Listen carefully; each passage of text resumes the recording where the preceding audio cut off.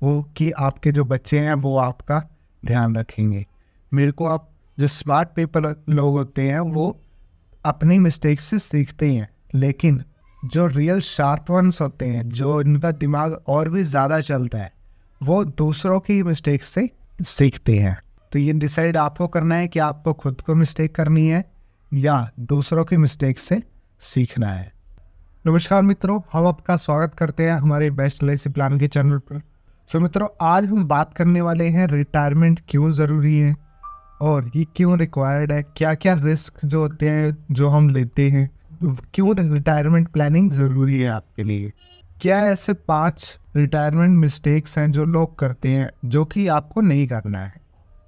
तो मेरा क्वेश्चन रहेगा आपसे, क्या आपने अभी तक अपना जो रिटायरमेंट है वो प्लानिंग कर लिया है या जो भी इन्वेस्टमेंट्स है वो कर ली? अगर आपने कर ली है तो कमेंट में करके ज़रूर बताएं कि आपने रिटायरमेंट प्लानिंग कर ली है। तो सबसे पहले मित्रों हम जानेंगे जो हमें रिटायरमेंट प्लानिंग करनी क्यों होती है। तो वहाँ से हम स्टार्ट करते हैं। तो जैसे कि आप देख रहे हैं यहाँ पे जो हमारा जो फर्स्ट आ जाता है वो lack of social security system है। जो इंडिया में आपको पता होगा कि जो हमारी सोशल सोसाइटी है वहाँ पे कोई भी ऐसा सिस्टम नहीं है जहाँ पे आपको, अगर आप रिटायरमेंट हो जाते हैं तो आपको एक अच्छी पेंशन मिल सके जिसके ज़रिए आप आगे का समय अपना आराम से बिता सकें। और सेकंड ऑप्शन की बात करें तो उसमें आ जाता है कि जो कई लोग सोचते हैं कि हमारे जो बच्चे हैं वो हमारा देखभाल करेंगे क्योंकि हमने उनको अभी तक संभाला है तो वो आगे हमारा भी साथ देंगे, लेकिन ऐसा होता नहीं है। आगे मैं इसके आपको एग्जांपल्स भी दूंगा कि किन किन लोगों के साथ ये हो चुका है और कितने बड़े बड़े लोगों के साथ हो चुका है। ये कुछ शायद आप भी जानते होंगे, तो अगर आप जानते हैं किन किन के साथ हुआ है तो हमें कमेंट करके ज़रूर बताएं। नेक्स्ट आ जाता है जिसमें कि आपकी जो हाई लाइफ एक्सपीरियंसी है, कि आपको लगता है कि हम तो हायर जिएंगे ही नहीं या हम उतने दूर तक जाएंगे ही नहीं, तो उस केस में भी लोग सोचते हैं कि हमें ज़रूरत नहीं है। आपको पता होगा कि एवरी जो मेडिकल एक्सपेंस है, जो अदर एक्सपेंस है, वो उसके ज़्यादा गुना बढ़ रहा है। अगर हम नॉर्मल की बात करें कि इन्फ्लेशन अभी 7% चल रहा है या 6% चल रहा है, लेकिन अगर हम मेडिकल एक्सपेंस की बात करें उसमें कितना इन्फ्लेशन आ रहा है, तो उसमें आपको 15 से लेके 20% तक का इन्फ्लेशन देखने को मिल सकता है अभी तक, और ये आगे आने वाले टाइम में बढ़ेगा ही, घटेगा नहीं। अब मैं आपको कुछ ग्लोबल रेट ऑफ इंटरेस्ट दिखाने जा रहा हूँ जहाँ पे जो हमारे टॉप 15 एशियन नेशंस हैं उनके, जैसे कि पहले पे अगर आप जापान देखोगे तो उसमें वो कितना, वहाँ पे सबसे ज़्यादा ग्रोथ है। जबकि अगर हम रेट ऑफ इंटरेस्ट की बात करें तो वहाँ -0.10%। माइनस का मतलब जो लोग हैं उन्हें पे करना पड़ता है कि आप हमारे में से 2.10% रख लो कि हमारा पैसा आपके पास रखने के लिए। वो लोग बैंक को पैसा देते हैं कि आप उनका पैसा रखें। वहीं अगर हम सिंगापुर की बात करें तो 3-3.5% है। इजराइल की बात करें 4.5% है। कुवैत, साउथ कोरिया, चाइना इतना बड़ा देश है जहाँ पे ग्रोथ इतनी अच्छी है, उसके बावजूद वहाँ 2.65 का ही रेट ऑफ इंटरेस्ट मिल रहा है। हांगकॉन्ग, अदर जो कंट्रीज़ है उनका भी आप देख सकते हो। सबसे ज़्यादा फिलीपींस दे रही है और जॉर्डन में मिल रहा है आपको सबसे ज़्यादा। ये अभी रिसेंटली का डाटा है जो 2022 और 23 का है। 15 यूरोपियन नेशंस को देख सकते हो जहाँ पे उनका रेट ऑफ इंटरेस्ट क्या चल रहा है, 4-5। फ्रांस में 4 चल रहा है, इटली में भी 4 चल रहा है, ऐसे ही ऑस्ट्रेलिया में भी 4 चल रहा है। तो यहाँ पे आप देख सकते हो कि रेट ऑफ इंटरेस्ट क्या है। 13 से ज़्यादा कंट्रीज के जो रेट ऑफ इंटरेस्ट है वो 5 से भी नीचे हैं, और एवरेज लगाए तो सभी की 15 कंट्रीज़ में 4% से कम ही है अगर एवरेज लगा के चलेंगे तो। ये आपको देखना है कि क्यों हमारे लिए रेट ऑफ, कई लोग कहते हैं कि हम अपनी जो पैसा मिलेगा उसको बैंक में रख के इंटरेस्ट ले लेंगे और उससे अपना खर्चा चलाएंगे। तो ऐसा कुछ नहीं है, आपको आने वाले टाइम के हिसाब से चेंज होना होगा। अगर आप चेंज नहीं होगे तो दुनिया चेंज हो जाएगी। सो नेक्स्ट देख लेते हैं क्या कौन कौन से रिस्क आ जाते हैं। उसके लिए सबसे जो दूसरा आ जाता है हमारा risk we all should understand, क्या क्या रिस्क हो सकते हैं आपके साथ। तो सबसे पहले तो इन्वेस्टमेंट रिस्क, क्या जो आपने पैसे लगा रखे हैं जहाँ पर भी इन्वेस्ट किया हुआ है, क्या वो सेफ है, गारंटेड है? अगर वो गारंटेड नहीं होगा तो आपको जब चाहिए 60 की एज में चाहिए, 65 की एज में चाहिए, जब भी आपको चाहिए, क्या वो उतना दे पाएगा आपको? वो आपके पास होना चाहिए। नेक्स्ट, री इन्वेस्टमेंट रिस्क। कई लोग सोचते हैं कि अभी हमने इन्वेस्ट किया हुआ है उसके बाद वो री इन्वेस्ट कर देंगे उस चीज़ को, लेकिन उसके बावजूद उनका जो रिस्क मैनेजमेंट है वो डिफ़र कर जाता है। लॉन्गेटिविटी रिस्क, कि हम तो जिंदा ही नहीं रहेंगे ज़्यादा दिनों तक, या मेरे को तो ज़्यादा जीना ही नहीं है, लेकिन वो आपके हिसाब से नहीं होगा ना कि आप चाहोगे कि मैं कल ना इस दुनिया से चले जाऊँ, तो नहीं, आप चले जाओगे। तो उस चीज़ का भी है कि आप कितने ही साल जी सकते हो सकता है आप 108 साल जी लो, 102 साल जी लो, क्या तब तक के लिए आपके पास पैसे ही हैं? तो वो आपको देखना है। जो आपकी कंसंट्रेशन रिस्क है कि आप क्या तब तक पैसे कमाओगे या कैसे काम करोगे उस चीज़ के लिए। लिक्विडिटी रिस्क, जो आप शेयर मार्केट वगैरह में इन्वेस्ट करते हैं उसका क्या होगा। इन्फ्लेशन डिफ्लेशन रिस्क, कितना इन्फ्लेशन आया, आपको पता है जो चीज़ 2022 में सस्ती थी वो 2023 में ऑलरेडी महंगी हो चुकी है, उसका रिस्क एवरी ईयर बढ़ते जा रहा है। Social risk, social political risk, जिसमें कि आप सोचते हो कि गवर्नमेंट आपको कुछ ना कुछ पैसे देगी आपके रिटायरमेंट के वक्त, आप उसके ज़रिए अपना रिटायरमेंट बिता सकते हो, या जो पेंशन कहते हैं कि गवर्नमेंट हमें पेंशन देगी, उसके ज़रिए आप बैठे हुए हो कि हाँ वो हमें पेंशन देगी तो हम उसके ज़रिए अपना काम चला सकते हैं। लेकिन ऐसा कुछ नहीं होता। वो आप अभी भी आप देखेंगे तो 1000 2000 मैक्सिमम 3000 तक, आपको 3000 तक मैक्सिमम पेंशन देखने को मिलेगी ऑल ओवर इंडिया, चाहे आप प्राइवेट सेक्टर में है चाहे आपका कोई बिजनेस था। अगर गवर्नमेंट में है आप तो आपको थोड़ी ज़्यादा मिल सकती है, अदरवाइज आने वाले कुछ समय में वो भी बंद हो जाएगी, क्योंकि जिन भी लोगों की 2004 के बाद गवर्नमेंट में ज्वाइनिंग हुई है, गवर्नमेंट जॉब्स लगी है, उनकी जो पेंशन्स है वो ख़त्म कर दी गई है। अगर आप 60 साल के बाद जॉब छोड़ देते हो तो आपको कोई भी पेंशन नहीं मिलेगी।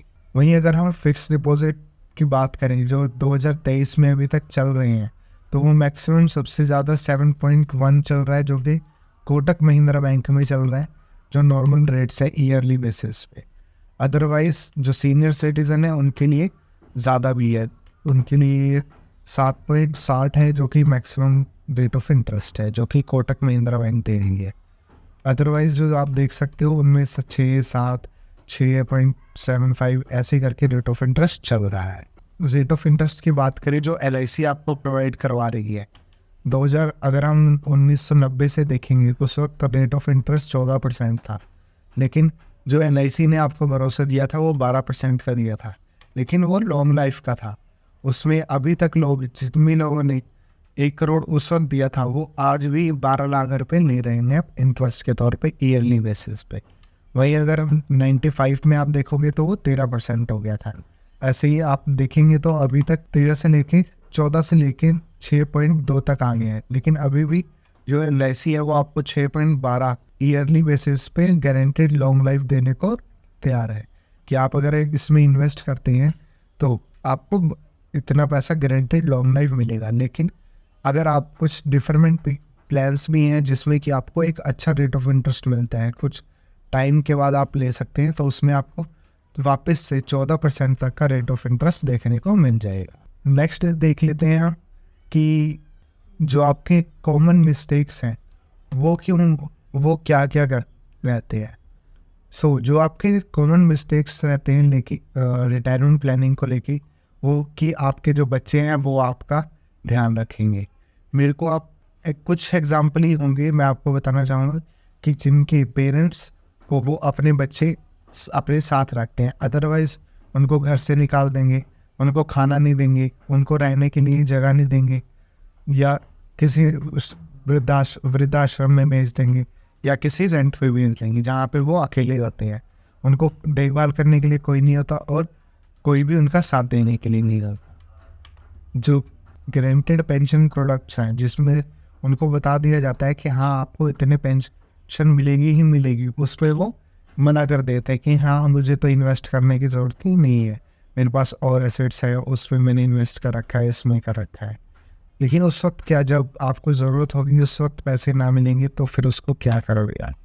नेक्स्ट रहता है I have sufficient saving in मेरे बैंक अकाउंट, या और जो आप रख सकते हो, कैश रख सकते हैं। मेरे पास सफिशिएंट बैलेंस है, मैं उसी से अपना जो रिटायरमेंट है वो पाऊंगा। भाई अगर आप बीमार हो गए तो उसमें क्या करोगे, उसमें भी तो आपको पैसे चाहिए होंगे, तो वो कैसे करोगे। तो नेक्स्ट रहता है कि मैं ज़्यादा समय तक जीना नहीं चाहता, मैं जल्दी ही चले जाऊंगा। लोगों का ये बहुत कहना होता है कि इतने साल तो कौन ही जिएगा, लेकिन उन्हें ये नहीं पता कि टाइम का कोई पता नहीं, हो सकता है वो 108 साल, 200 साल या 100 साल तो जी लें। अभी तक जो नॉर्मल रेट, इस बार जो डाटा निकल के आया है वो 80+ का रेशो निकल के आया है कि अगर पहले क्या था 2016-15 तक जो डाटा था उसका वो कह रहा था कि आप 60 साल तक ही जी रहे हैं इंडिया का नॉर्मल आदमी, लेकिन अब वो डाटा 60 से चेंज होके 80 एज तक हो चुका है कि आप 80 साल तक तो जियोगे ही जियोगे। तो 60 से लेके 20 तक आपके वो 20 साल होती है, उसको कैसे मैनेज करना है वो आपके ऊपर डिपेंड करता है। आप उसके लिए सेविंग करते हो या नहीं करते। मेरे पास तो बहुत प्रॉपर्टीज़ हैं, मैं तो उसी से चल जाएगा, उसके रेंट से या उससे।